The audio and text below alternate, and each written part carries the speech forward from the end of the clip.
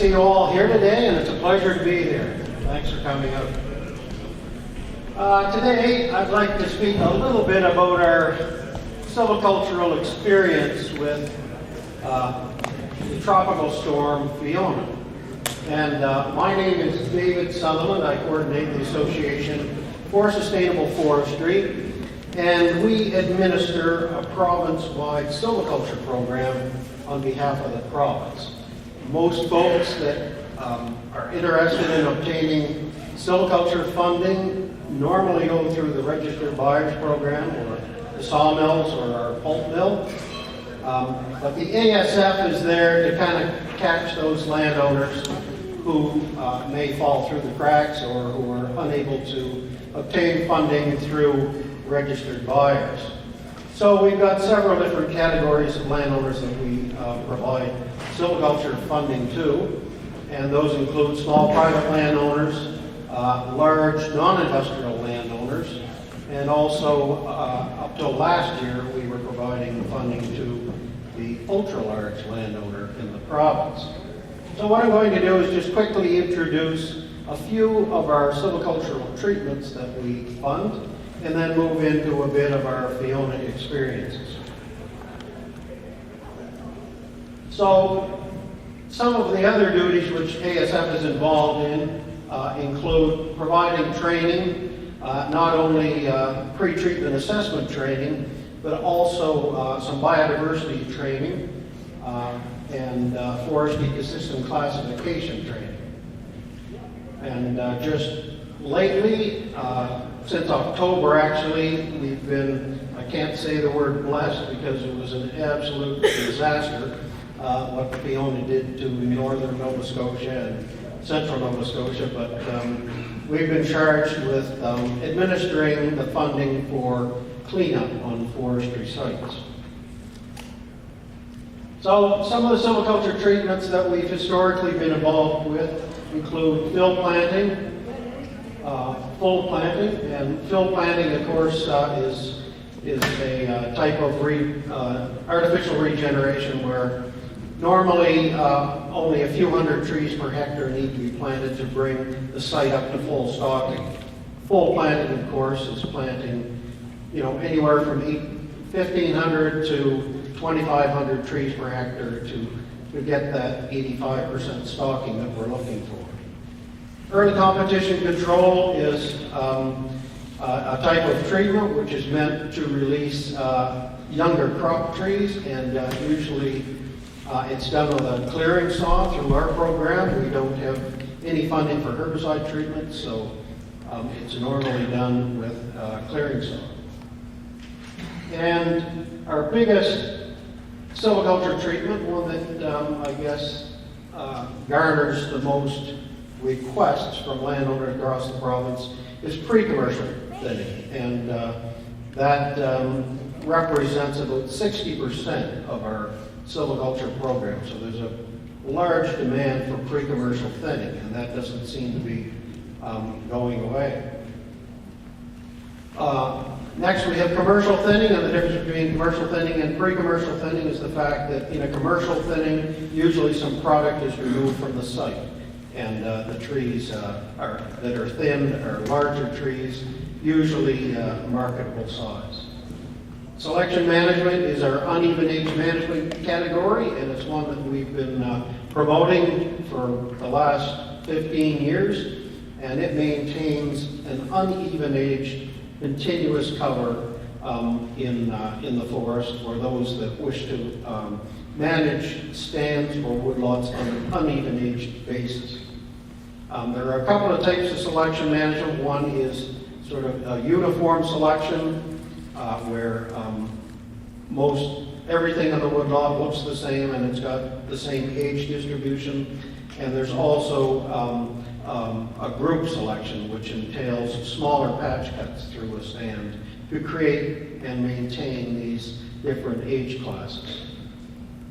Crop tree release is a fairly popular treatment up in the Cobblewood mountain area of central Nova Scotia, where individual trees are selected to be cultured and to be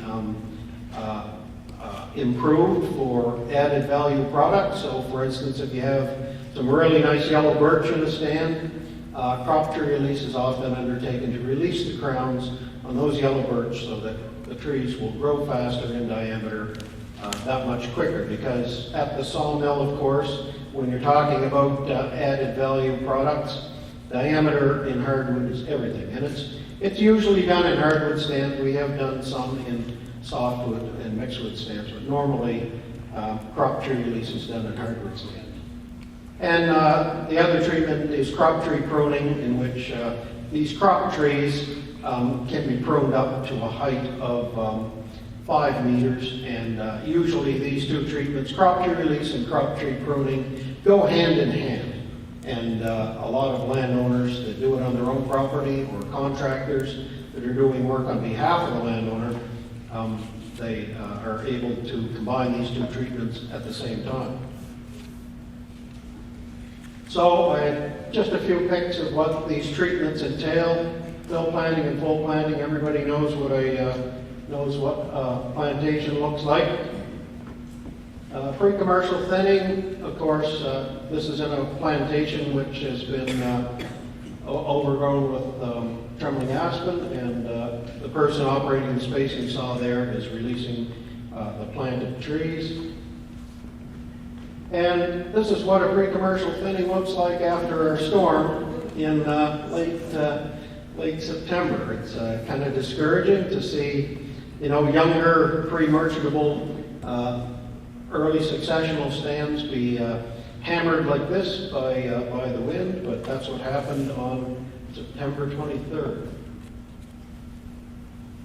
So silviculture normally creates a fair amount of coarse woody material for ensuing generations of trees to draw upon as nutrients in the soil.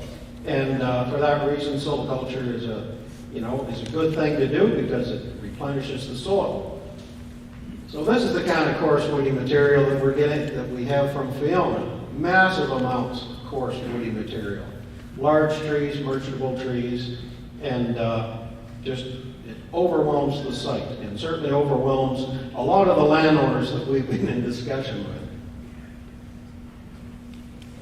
Here's another example of what it looks like up, central Nova Scotia and eastern Nova Scotia. We really got nailed by Tropical Storm Fiona, and it's created a lot of future work for contractors on woodlots and crown land that are being tasked with cleaning this up. And it's had an impact not only on mature and older growth stands, but also on early successional stands. This is a natural stand of, there's some white birch there, gray birch, some young spruce, young fir, and trembling aspen, a real mix of species. And sites like this are of course sites that we've been trying to encourage as natural regeneration, but Fiona didn't seem to discriminate between the types of sites that she impacted. And this is an example of what some of the understands looks like in central and eastern Nova Scotia. I talked about commercial thinning being a treatment that is normally undertaken in stands where the trees are merchantable, where the trees can be thinned and taken to market. And this is what a nice hardwood commercial thinning looks like. And post-Fiona, that's pretty much the same area while it's being cleaned up this past winter. So there's a remarkable change in the ecosystem and the vegetation and the site on a lot of these areas. Over in Antigonish County, there were some trials done on irregular shelterwoods, and you might have heard this term. I believe James mentioned it earlier. But even irregular shelterwoods with their, multi-aged or uneven-aged condition were not spared from impacts due to Fiona. So this is a site after a contractor has gone in and sort of cleaned it up, and you can see there's a lot of variation in tree size that used to be there, and trying to get that site regenerated is going to be, it's going to take quite a number of years. So not only did Fiona block a lot of access roads, but just this winter, a landowner was curious about how and why Fiona, had such an impact on his woodlot, and he used this example of where he had a brook, and he was going to be leaving a riparian zone. He was harvesting up to the, within 20 meters and 30 meters of the brook, but then Fiona came along, and you can't even find the brook now. That's how much of an impact it's had. So there's a tremendous amount of coarse woody material in that brook now, and that's not necessarily a bad thing. It can create habitat for aquatic species, but Fiona has had an impact not only on folks' woodlots and their livelihoods, but also on the natural environment as well. So when we were tasked back in October with beginning to help landowners with Fiona cleanup, it was something that sort of dropped in our laps, and we had to be reactive to it. But we figured one of the best ways to estimate percentage blowdown and also, to derive what areas of a woodlot were actually blown down, we decided that we would employ drones for this, and it turned out to be a great decision.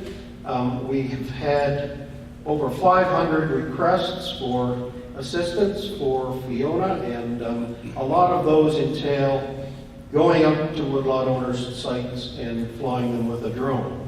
And the drones usually give pretty good imagery, of course, depending on the height that you can fly them at, but drones these days have exceptional resolution in their cameras, and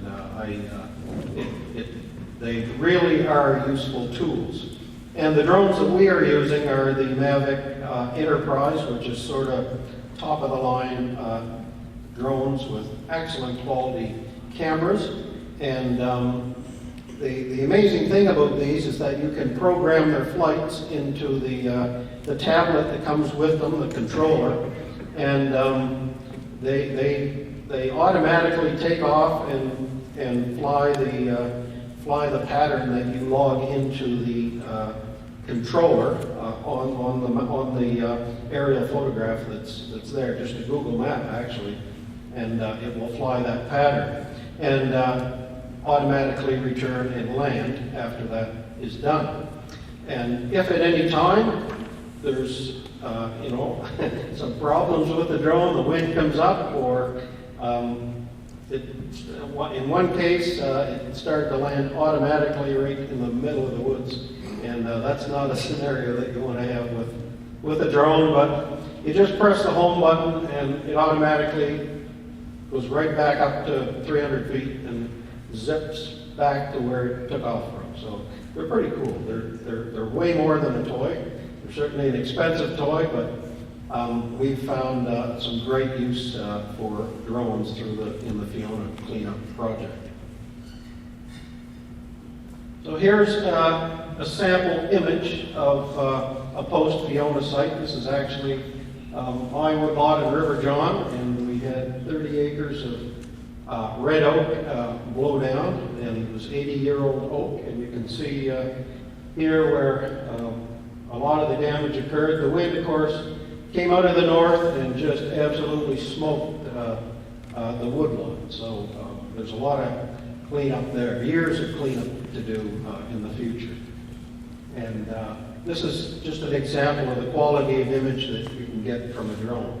And this would be flying at anywhere between 300 and 400 feet. There are FAA regulations that prevent you from taking a drone higher than 400 feet without a special license. And we just have our or sort of beginner's license. So we stay 400 feet or lower, and usually it's within line of sight of the control. Here's another image that's taken from a drone, and this image shows a kind of a mixed wood stand, and you can see the softwoods fairly well, but a lot of the hardwoods that are impacted and blown down are harder to pick out. And I know that the Department of Natural Resources and Renewables has got spot imagery online, which you can access through the ASF website. And that spot imagery is semi-usable. It's great on a landscape scale, but the resolution of it is pretty low to be able to pinpoint, areas of blowdown on a smaller scale. So the spot imagery is useful on a landscape level, but we're finding the drone imagery, if we need to zero in on individual woodlots, the drone imagery is working very well. And here's another image from a drone shot. And again, you can see the trees that are down and the ones that are left standing. So we found the drone very useful in estimating the percentage blowdown. So for the Fiona cleanup eligibility, we've got different categories and different rates depending on the percentage of blowdown and depending on species composition. So there needs to be at least 50% wind throw or blowdown in any area that's claimed through ASF. And a wind-thrown tree is considered any tree that's leaning at least 15 degrees from the vertical. So you can have a partially wind-thrown tree, and it will still count, because obviously there's going to be root damage, and that tree is going to be fairly unstable. The one thing about the drone imagery, certainly with oblique photos, in other words, photos that are taken at an angle, is that it's extremely difficult to estimate the degree to which the trees are leaning, if there are any that are around 15 degrees. So easy to pick out the trees that are totally blown down, but more difficult for those that are leaning. So the different rates that we have, if there's more than 75% wind throw in a stand, if we can determine that with the drone or from the ground, the rate is $4.75 a hectare. That's called severe wind throw. Moderate wind throw, anywhere from 50 to 75% wind throw, and that's paid out at a rate of $250 a hectare. So there's quite a difference between the severe and moderate. So this is why it's important to determine that sort of 75% threshold. Sometimes within a woodlot or a stand or an ecosite, there's some variable wind throw, where there's some severe wind throw over here and some moderate there. And so for that, we have what we call a blended rate that's paid out at $3.65 a hectare. And a lot of the claims that we've received so far fall into this blended category. But I will say that early on, in the months from October to certainly February, most of the claims that we've gotten for Fiona damage were in previously treated stands. And the previously treated sites are paid out at $250 a hectare, because normally there's a lot more merchantable wood in these previously treated sites. Say it was commercially thinned 2 or 3 or 4 years ago, and now it's flat. Well, most of that wood can be salvaged at this point, and for that reason the rate is lower. The other reason is that for the purposes of the claim, ASF requires a digital shapefile to go with the claim, and normally in previously treated areas that are wind thrown, there's already an existing shapefile. So the landowner or the contractor doesn't have to go to the extra work to create a new shapefile. And then just recently, the department has indicated that they're willing to pay a higher rate for sites that contain more than 50% hardwood species, and that's $1,000 a hectare. And as long as there's more than 50% any hardwood species, it could be popple, red maple, any of the tolerant hardwoods as well. So that bump up, I think, was in response to some market conditions and the fact that contractors were having a harder time cleaning up hardwood sites. So the standards that are in place for cleanup, of course, there must be some evidence that some wood products have been removed from the site, and it must be left in a condition suitable for natural regeneration of planting, with a potential for 70% stocking. 70% stocking is called a threshold to reach. And this last one sort of can be taken with a grain of salt, that future silviculture operations must not be hindered by hazardous trees or, what they call excessive material. We don't have a measure for excessive material. In some cases, landowners would like to leave lots of material on the site for biodiversity. So, but the hazardous trees for sure can be an issue in future follow-up silviculture operations. So there's just one example of what would be termed a cleanup site, and it almost looks like a clear cut or a patch cut. In other cases, there's lots of standing trees, and each of those standing trees contribute towards the stocking of the site. So in a case like this, there may be all kinds of natural regeneration there in just 2 or 3 years, or it could be fill planted. So there's a wide variety of site conditions following cleanup. And we also have, as part of the Fiona cleanup, a boundary line identification category in which the landowner can sort of, if they can find the boundary, just identifying it with flagging tape or something, so that salvage operations or follow cleanup operations can be carried up accurately, and you're not going over onto your neighbor's property. So to qualify, the length of line claim needs to be adjacent to a cleaned up area, and any kind of retracement or establishment, in other words, if you need to rerun a line or something like that, you should get a licensed Nova Scotia surveyor to help you out, and certainly if the line has to be established again, if there's absolutely zero trace of it, and it has to be reestablished, then it should be undertaken by a licensed land surveyor.